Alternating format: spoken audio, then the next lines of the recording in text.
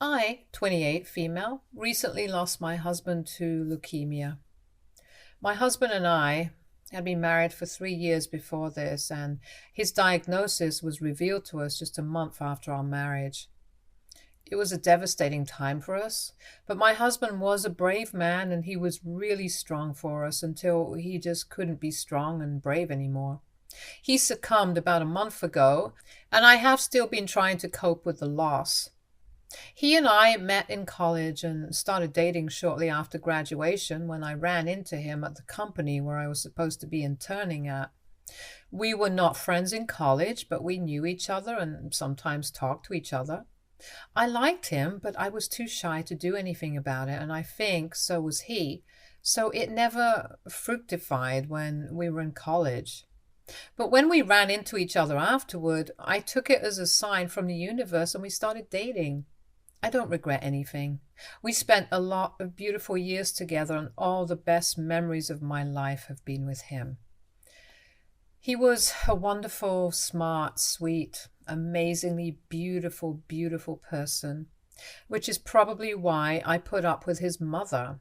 My mother-in-law, Veronica, is a nice person. I hate to say this about another woman, but I had always known that she was a total gold digger. Let's look at the math here. Veronica is just 48. This means she had my husband when she was just 20. But my father-in-law is almost 60.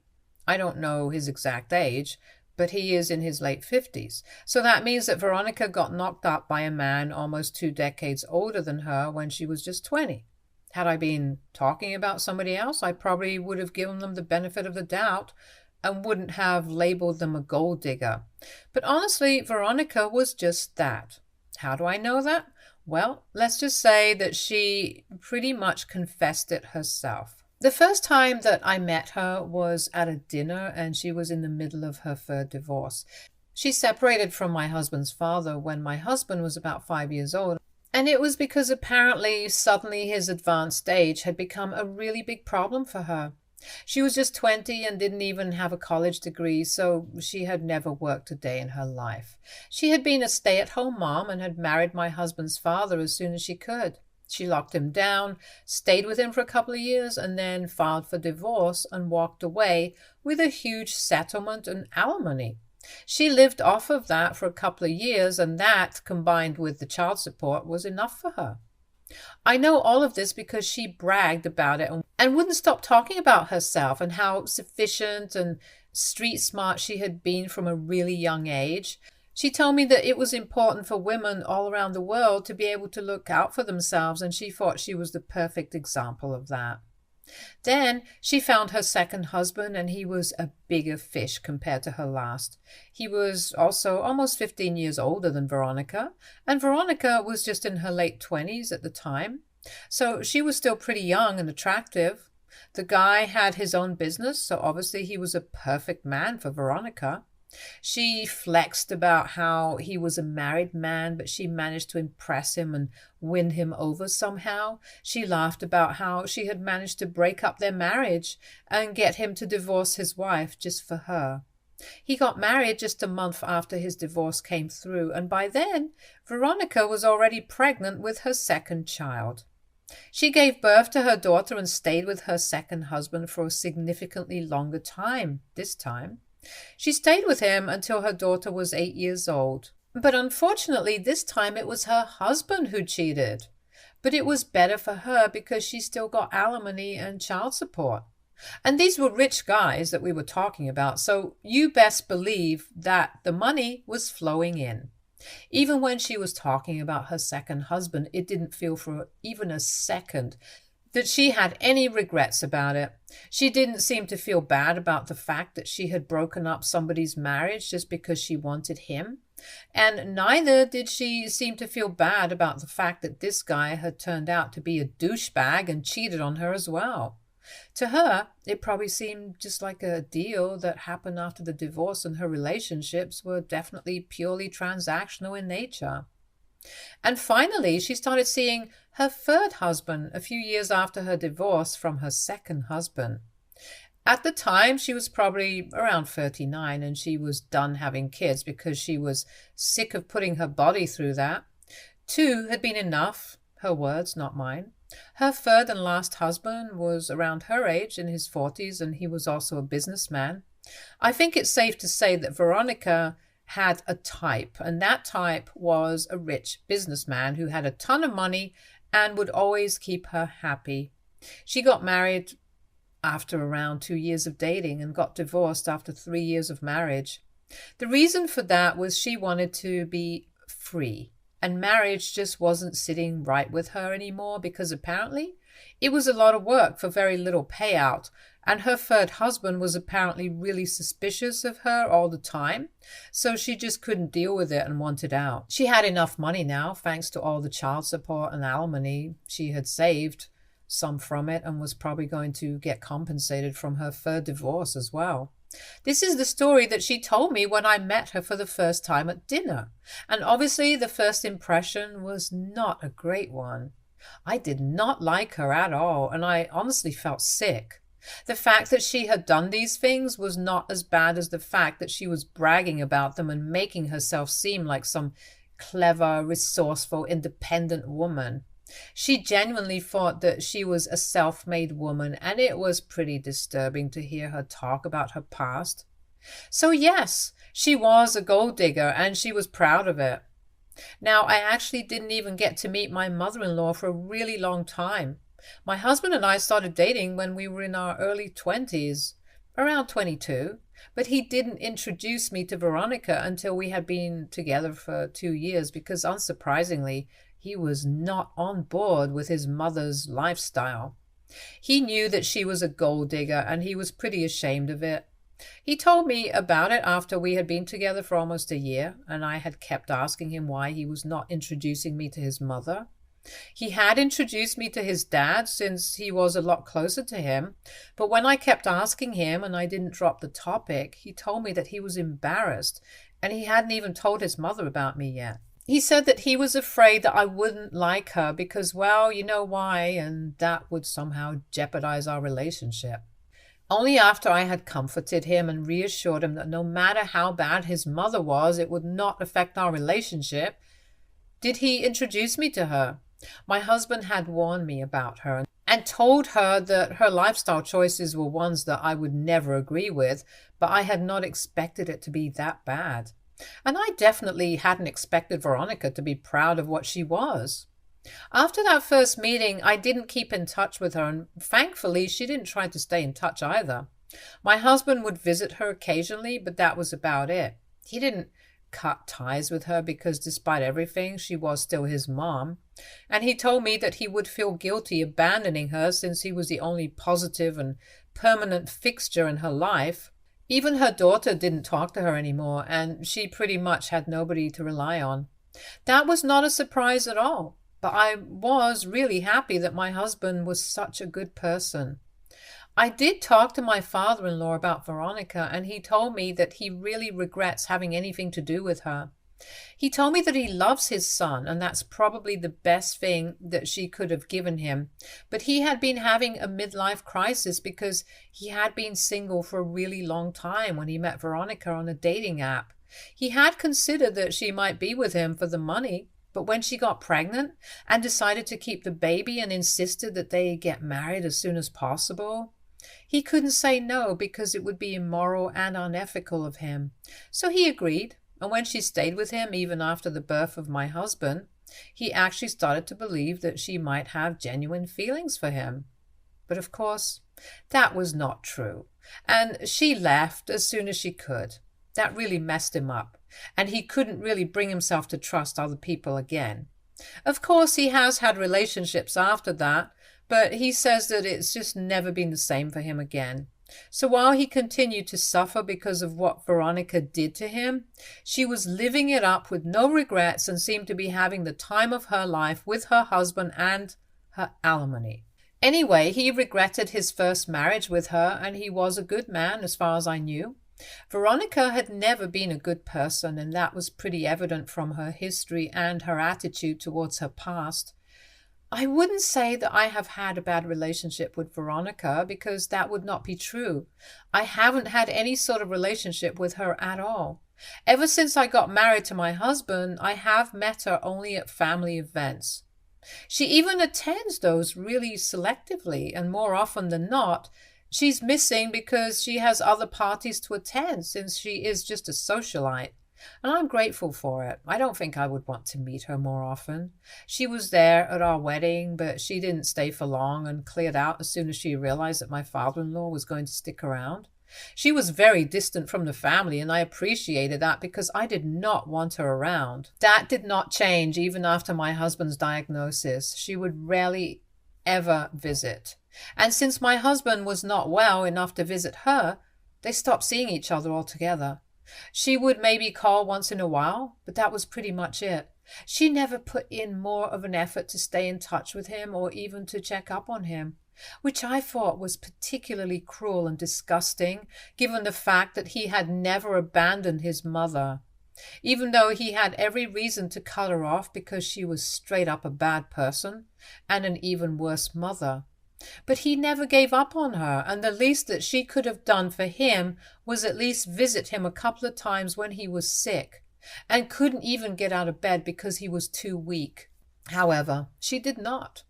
And I wish I could say that I was surprised, but I really wasn't. Anyway, this went on for 3 years, and my husband put up a really good fight. Like I said, he was a really strong, brave man, and I'm so proud that I was able to have known him the way that I did. But he just couldn't fight anymore, and a couple of months ago we were told that he might not make it. So he got his affairs in order while I tried to cope with the fact that he wouldn't be around anymore, while also trying to make the best of my time with him here.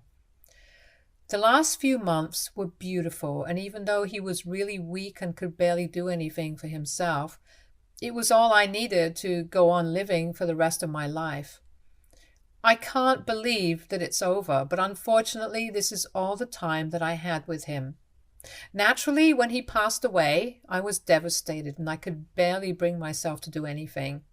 But I had promised myself that I would be the one to organize his funeral, and I decided to power through everything and arrange for a funeral as beautiful as he was. As I said, Veronica had barely been in touch with us for the past few years, ever since his diagnosis. But then, last year, she started visiting and talking to my husband more often.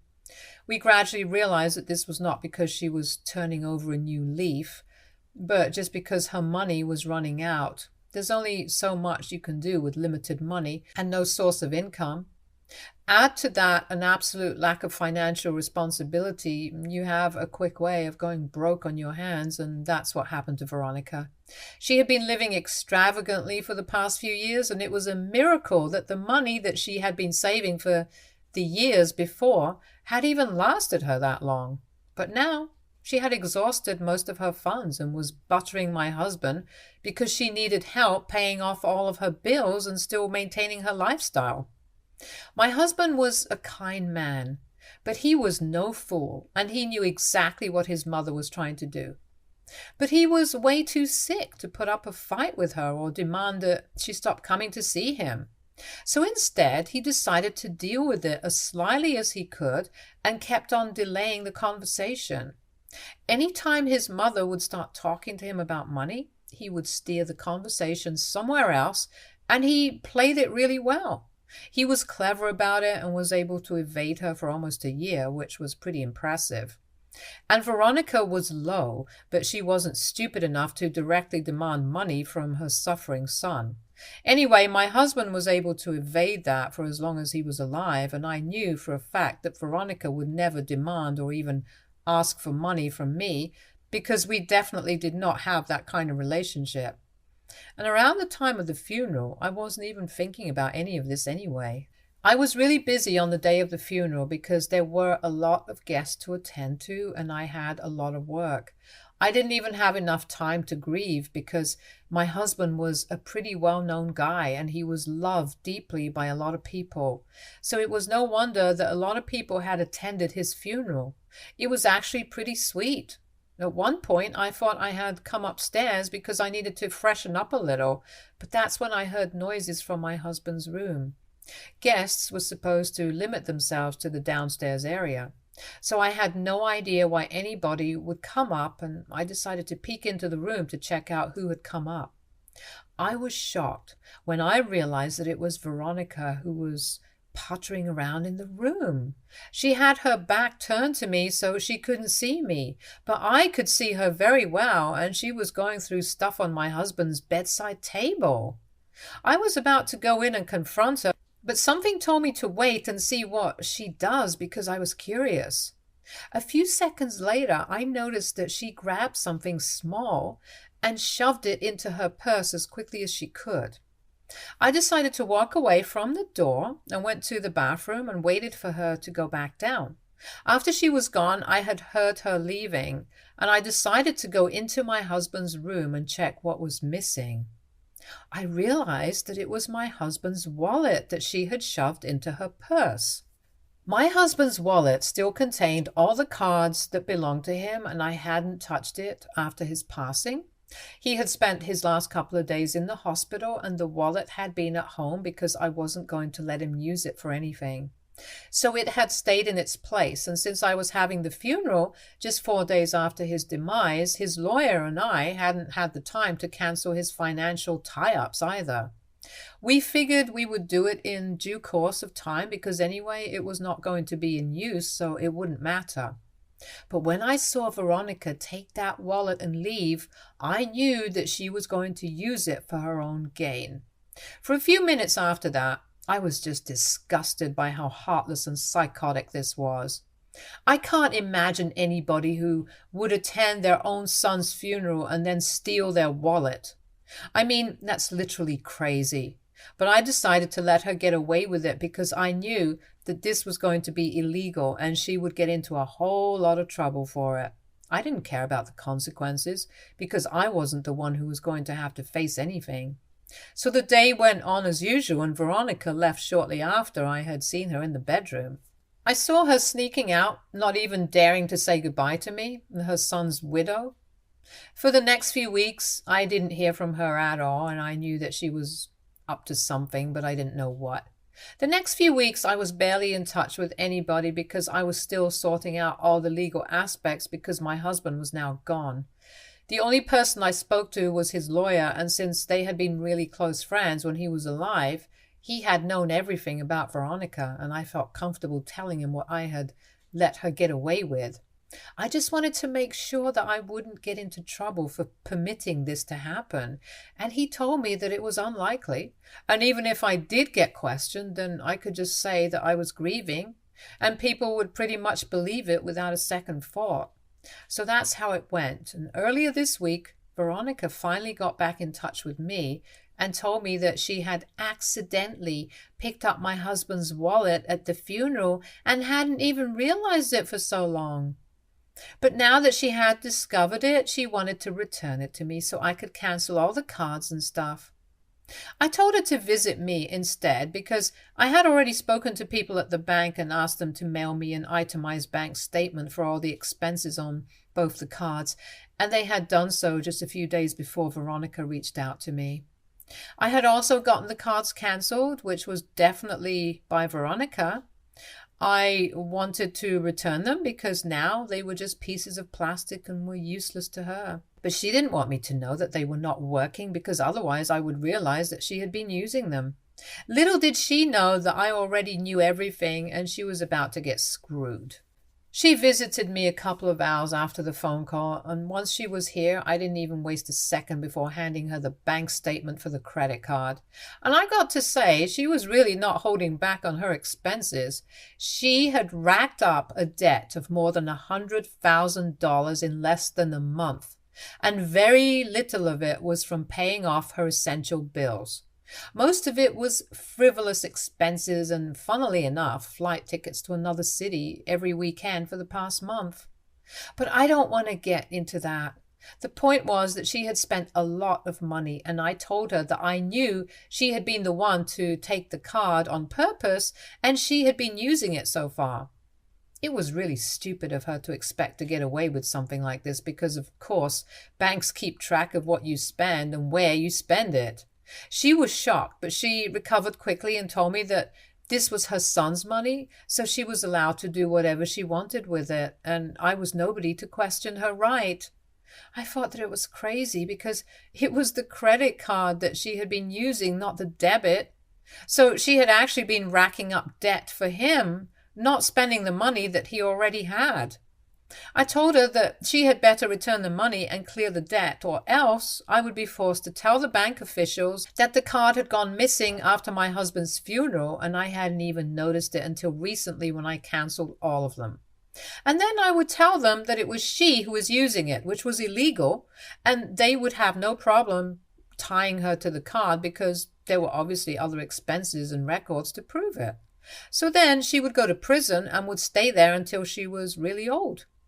She started throwing a fit as soon as I said all of that and told me that I was the most horrible person on earth for letting this happen and screwing her over on purpose.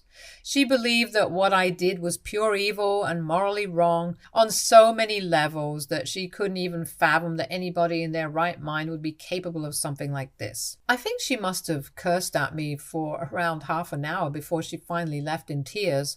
I've already spoken to the bank since then and told them that the card had gone missing, and now they are going to deal with her. The problem is I was recently talking to my mother about this, and I told her all about what I had pulled off, and that Veronica might even go to jail now.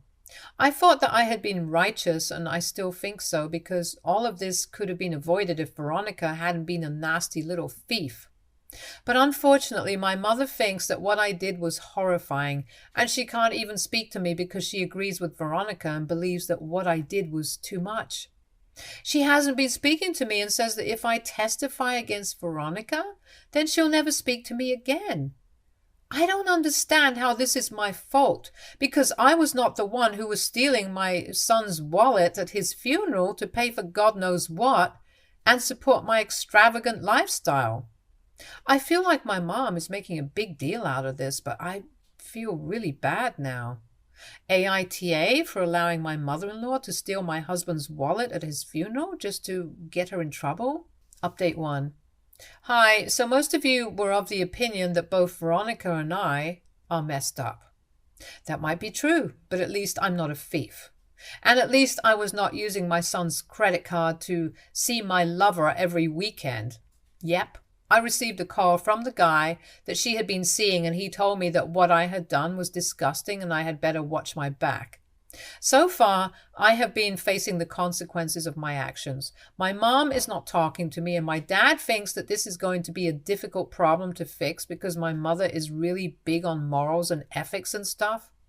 And I also have to worry about some guy who's threatening me. So no, so far this has not been great, and I'm actually kind of worried about what might happen next. My husband's lawyer, his friend, has told me that he's going to be there for me no matter what, so that's reassuring. But I'm still feeling kind of weird about what has been happening, because there is a 100% chance that Veronica might end up in jail. Update 2. Hello, just wanted to inform you guys quickly that my mother has threatened to disinherit me if I testify against Veronica in court, and that is literally the craziest thing. I don't know why she's doing it, but I have decided that I'm not going to let her get to me. Yes, what I did might have been wrong, and it came from a place of hatred and revenge, but I didn't ask Veronica to rack up a debt of this crazy amount. I didn't ask her to steal the wallet and use the credit cards of her deceased son. She did that all on her own, and even if I hadn't been involved, she definitely would have gotten into trouble for it, so I don't know why my mother thinks that it's okay to blame me. If she has to blame somebody and have the moral high ground, it should be Veronica, not me. Update 3. Hey everyone, so it's been a couple of weeks since I came online here, and I have been really busy. My mother has decided to cut all ties with me. She didn't remove me from her will because my dad didn't agree with it, but she says that if I testify against Veronica, then she will literally never speak to me again. She says that she wants to believe that she raised a good person and I'm not acting like one right now. Honestly, I don't even know what that is supposed to mean, because I'm not trying to be a good person right now. I'm just trying to do right by my husband and myself.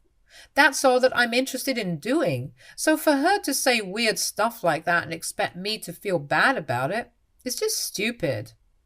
The trial has already begun, and I'm supposed to appear in court for the testimony in a couple of days. I already know what I'm going to say, and I know that Veronica will get a lot of heat for this. But do you know what? It's not my fault, and I refuse to be blamed for it. I'm not going to take accountability for somebody else's psychotic behavior and be okay with it. I'm sorry, but that is not how this works. So my mother can be as mad as she wants to be, and even stick to what she said and not talk to me ever again, but I'm not backing down anymore. Sometimes being right is more important than being good, especially when it comes to people like Veronica, who have never been taught a lesson in their life. My father-in-law actually thinks that this is great and she totally deserves it because she had it coming for a long time. So there, at least some people agree with what I'm doing, and these are people who know Veronica the best. I still haven't heard anything from the guy who called me up to threaten me a couple of weeks ago, but I'm not scared anymore. I don't see any reason to be scared of doing the right thing. Update 4. So the trial is over and Veronica has been sentenced to 10 years in prison. She had been pleading not guilty in the beginning, but with time it became pretty clear that that was not true. It feels really weird that another person is going to be in prison because of what I said, but this was bound to happen. It's crazy, but yeah, that's what happened. My mother lived up to her promise and has blocked me everywhere after telling me that she was really disappointed in me and that she was never going to speak to me for the rest of her days. I don't know what's going to happen with us, but I'm not going to apologize for anything because I don't care. My dad and I are still in touch and are going to continue speaking to each other because he's not a weirdo who thinks it's wrong to send bad people to jail. So that's about it. Now that everything's wrapped up, I'm going to try and process my husband's passing and cope with that. Thank you so much for hearing me out here. Stay tuned for more stories from our girl relationships.